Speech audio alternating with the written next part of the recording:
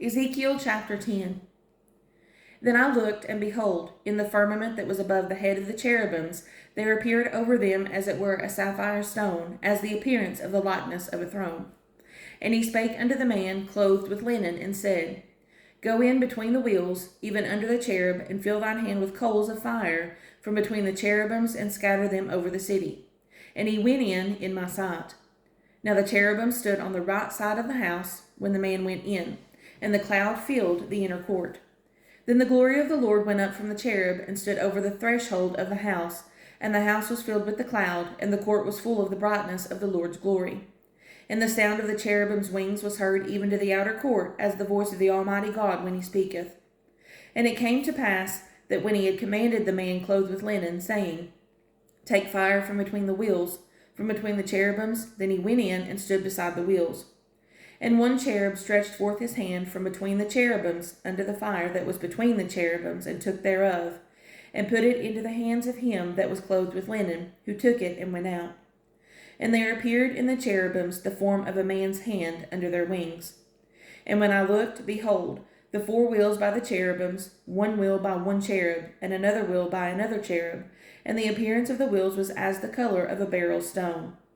And as for their appearances, they four had one likeness, as if a wheel had been in the midst of a wheel. When they went upon their four sides. They turned not as they went, but to the place whither the head looked, they followed it. They turned not as they went. And their whole body, and their backs, and their hands, and their wings, and the wheels, were full of eyes round about, even the wheels that they had four had. As for the wheels, it was cried unto them in my hearing, O wheel. And every one had four faces. The first face was the face of a cherub, and the second face was the face of a man, and the third the face of a lion, and the fourth the face of an eagle. And the cherubims were lifted up. This is the living creature that I saw by the river of Chebar. And when the cherubims went, the wheels went by them, and when the cherubims lifted up their wings to mount up from the earth, the same wheels also turned not from beside them. When they stood, these stood, and when they were lifted up, these lifted up themselves also, for the spirit of the living creature was in them.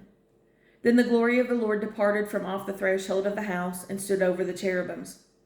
And the cherubims lifted up their wings, and mounted up from the earth in my sight. When they went out, the wheels also were beside them, and every one stood at the door of the east gate of the Lord's house, and the glory of the God of Israel was over above them.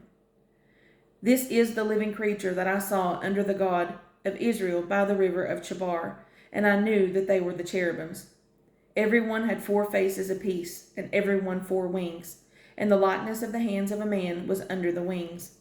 And the likeness of the faces was the same faces which I saw by the river Chebar.